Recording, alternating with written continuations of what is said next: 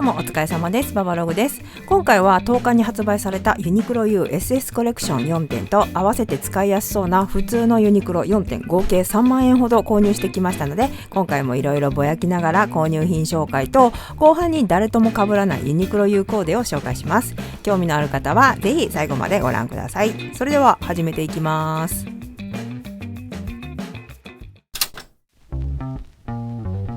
まずかなり大活躍した2年前のトレンチコートをキャバンのコートを買ってしまったことで手放してしまったので、やっぱり春のトレンチコートが欲しいと思って一番気になってたフーデッドロングコート 12,900 円カーキの L サイズを購入しました。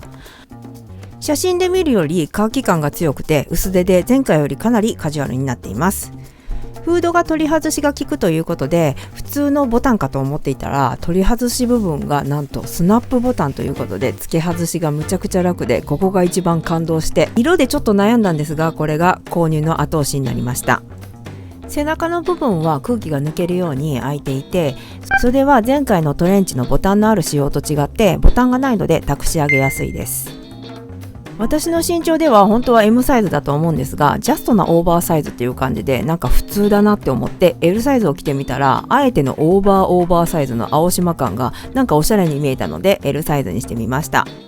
フードの取り外しだけじゃなく首元もいろいろな変化ができて楽しいし、生地も薄手なのでサイズが大きくてもボリュームも出ず中に着込めるので結構活躍してくれそうなロングコートになっています。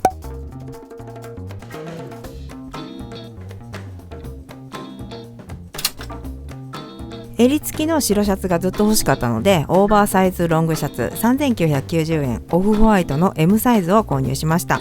これも写真と比べるとかなりきなり色が強くて、今回は思ってた色と違うっていうのが結構ユニクロ U では多かったです。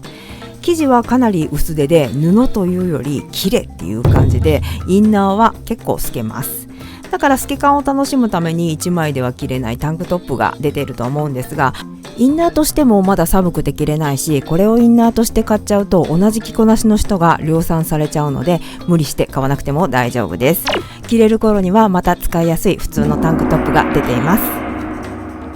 M サイズでも全体的にかなりのオーバーサイズで、丈も膝上短めのワンピースぐらいの長さがあります。ただ着るだけじゃやぼったく見えるので、ボタンを開けて腕まくりをしっかりしてリカコですっていう感じで着崩して自信満々で着てみたらなかなかいい感じになります。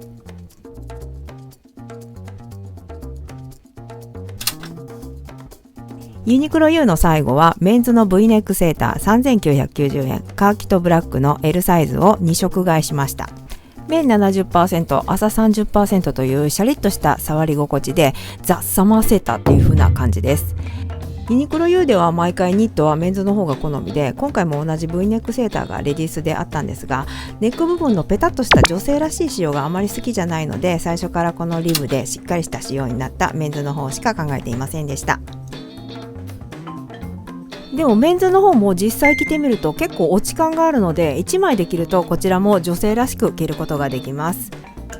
最初から買う気がなかったのでレディースは試着はしなかったんですが、サイズ感がどんな感じか比べてなかったので編集中ちょっと気になったので試着しに行きましたが、丈はメンズよりちょっと短いですが長くも短くもなく、